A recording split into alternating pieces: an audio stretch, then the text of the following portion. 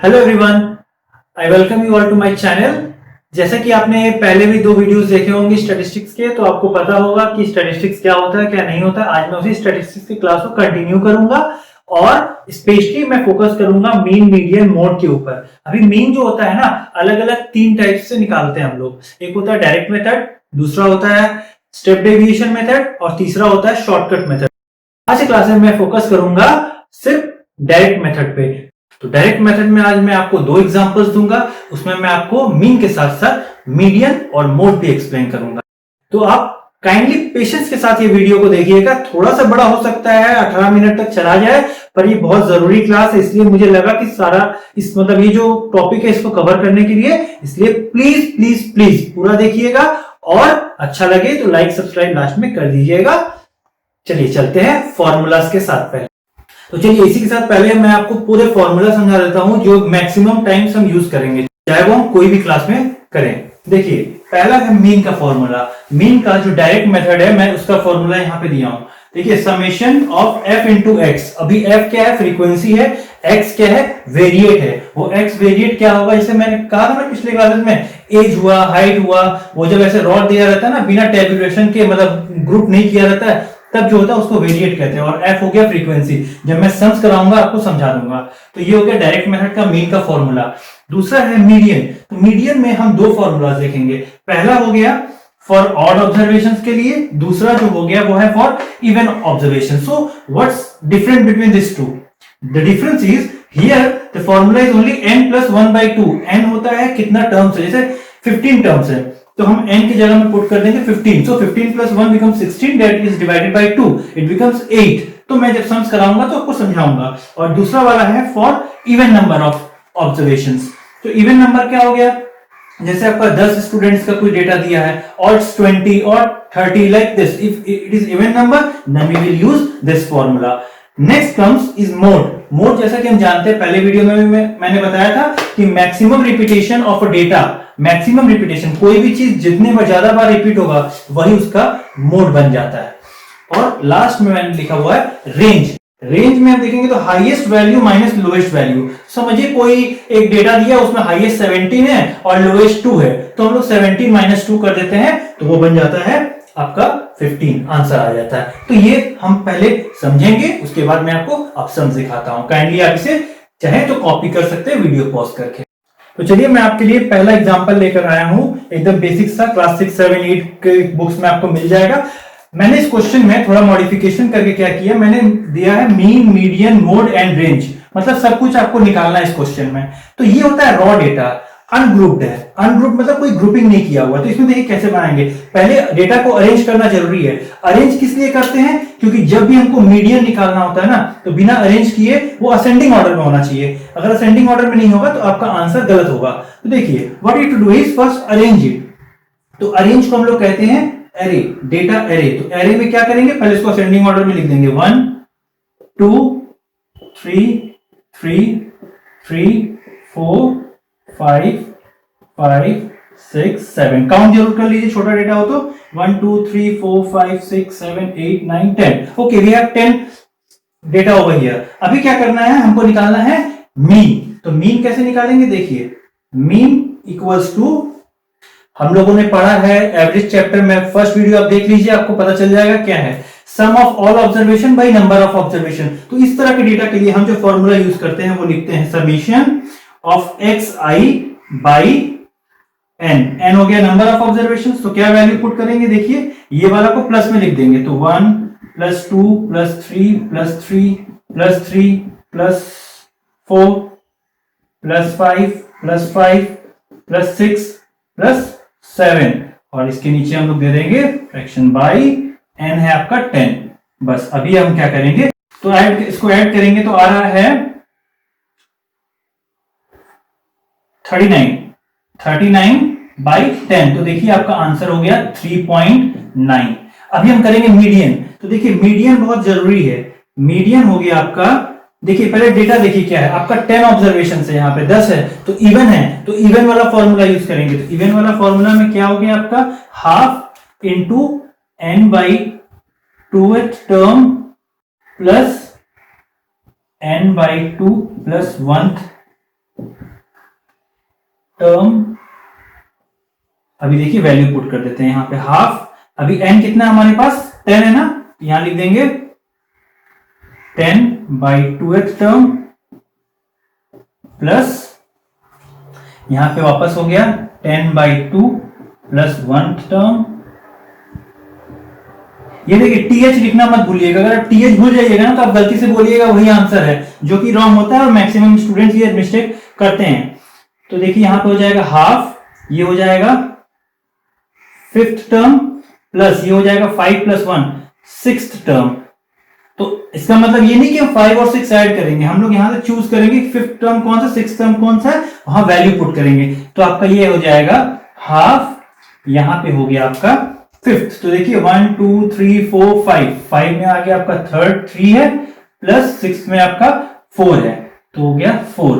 तो अभी आप इसको जब सॉल्व करिएगा तो हो जाएगा 1/2, यहाँ पे इंटू देखिए 4 + 3 7। तो 7 को अब जब हाफ से डिवाइड करिएगा तो आपका वैल्यू आ जाएगा 3.5। तो आपका मीडियन आ गया 3.5। देखिए मोड कैसे निकलेगा, मोड हो गया मैक्सिमम रिपीटेशन। तो आप इस डेटा को देखिए 3 सबसे ज्यादा बार रिपीट किया गया है, तो आपका मोड का आंसर हो जाएगा 3।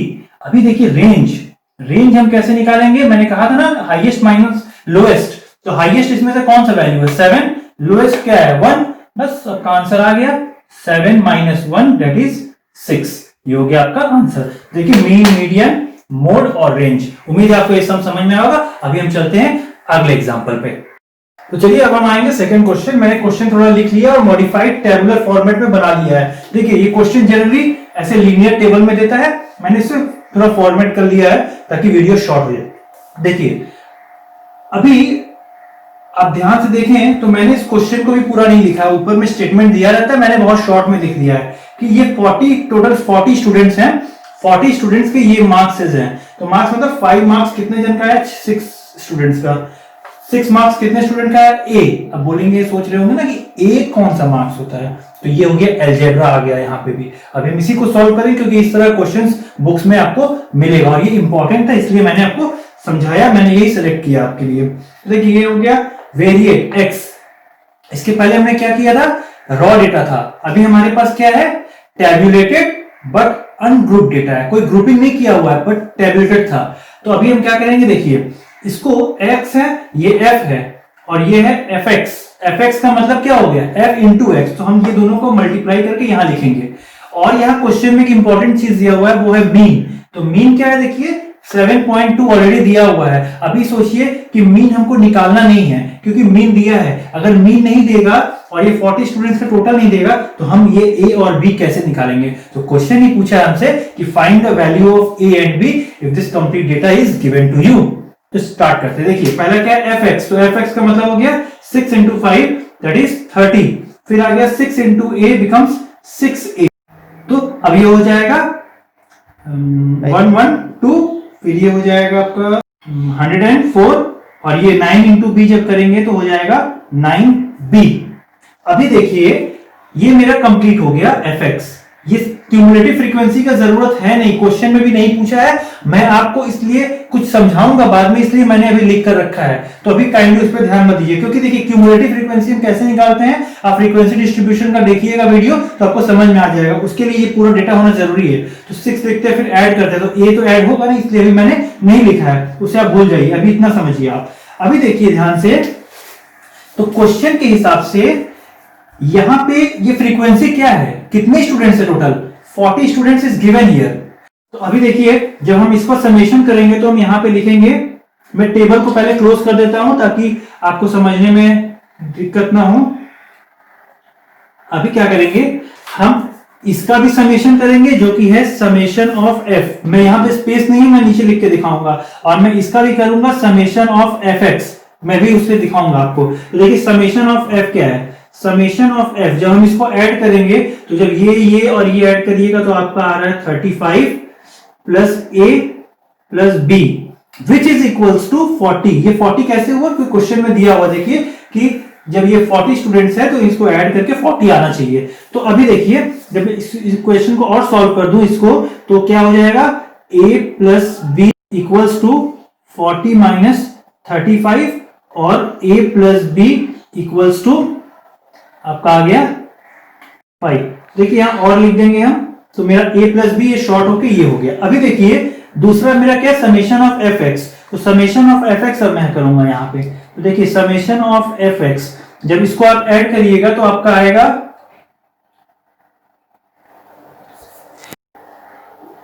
246 plus a, sorry 6a plus 9b। अभी हम मीन निकालेंगे, तो मीन निकालने का फॉर्मूला हमें पता है ना, तो मैं यहां पे करता हूं। अब आएगा आपका mean. So mean is equals to, formula क्या है, डायरेक्ट वाला कर रहा है, याद रखिए डायरेक्ट मेथड से मैं कर रहा हूं। तो फॉर्मूला है summation of F x by summation of F, ये फॉर्मूला है ना। तो देखिए एकदम आसान है, यहां पे ये समेशन ऑफ एफ एक्स अभी हम लिखे ना, यहाँ पे समेशन ऑफ एफ एक्स मैं वैल्यू पुट कर देता हूं वहां पे, तो हो जाएगा 246 plus 6a plus 9b by, अभी देखिए समेशन ऑफ f में आप ये पुट मत करिएगा गलती से भी।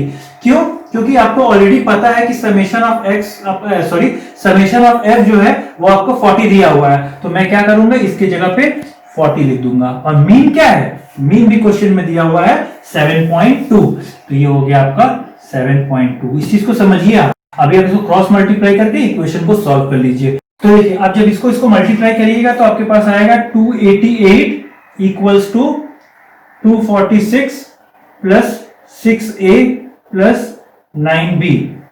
अभी मैं इसे ट्रांसपोज कर देता हूं, ये उधर चला जाएगा तो आपका इक्वेशन थोड़ा बन जाएगा 6a plus 9b equals to, ये जब उधर आएगा सब्ट्रैक्ट हो जाएगा, सब्ट्रैक्ट होने के बाद आपके पास बचेगा 42।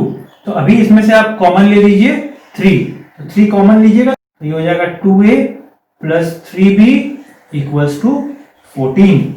अभी देखिए ये आपका एक इक्वेशन बना था, इसको मान लीजिए ये इक्वेशन 1 है और ये हो गया इक्वेशन 2। तो अभी मैं क्या करता हूं, इसको और थोड़ा सा मॉडिफाई करके क्या लिख सकता हूं, ये इसके जगह पे ये बन सकता है आपका a equals to 5 minus b. देखिए ध्यान दीजिए, ये b को मैंने उस साइड कर दिया तो a equals to 5 minus b. अभी मैं यही a का वैल्यू यहां पुट कर दूंगा, सब्स्टिट्यूटिंग तो इस इक्वेशन 2 में मैं इस a का वैल्यू सब्स्टिट्यूट करूंगा तो आ जाएगा आपका 2, तो 5 माइनस b और ये जैसा है प्लस 3b रहने दीजिए इक्वल्स टू 14। तो और ये हो जाएगा 5 2 10 माइनस 2 इंटू दिस हो जाएगा 2b और आपका ये हो गया प्लस 3b इक्वल्स टू 14। और अगर ये सॉल्व करिएगा देखिए ये दोनों सब्ट्रैक्ट होकर हो जाएगा सिर्फ b और ये 14 से 10 माइनस हो जाएगा तो 4, तो b आपका आ गया आंसर 4। ये कैसे आएगा, देखिए एकदम इजी है, ये यहाँ पे सब्स्टिट्यूट कर दीजिए। तो अगर मैं b का वैल्यू को यहाँ सब्स्टिट्यूट करता हूँ इस इक्वेशन में, देखिए कैसे आ जाएगा। तो a equals to 5 minus b का वैल्यू कितना है, 4 है, देखिए 4 मतलब a का वैल्यू आ गया 1 आंसर। तो ये हो गया आपका a और b का आंसर। अभी देखिए क्यूमुलेटिव फ्रीक्वेंसी का जरूरत पड़ सकता है, अगर इसी क्वेश्चन में पूछ दे कि आप मीन भी बताइए, मीडियन भी बताइए, मोड भी, सभी पूछ दे तो आप कैसे बताइएगा। तो देखिए a का वैल्यू मैं एग्जांपल यहाँ पे आपको दे देता हूँ, जनरली पूछता नहीं फिर भी आपके अच्छे के लिए मैं बता रहा हूँ। ये देखिए तो a आया मेरे पास 1, तो मैं इसके बगल में एग्जांपल देने के लिए आपको इजी सा दे देता हूँ 1। b आया है आपका 4, तो ये हो गया 4।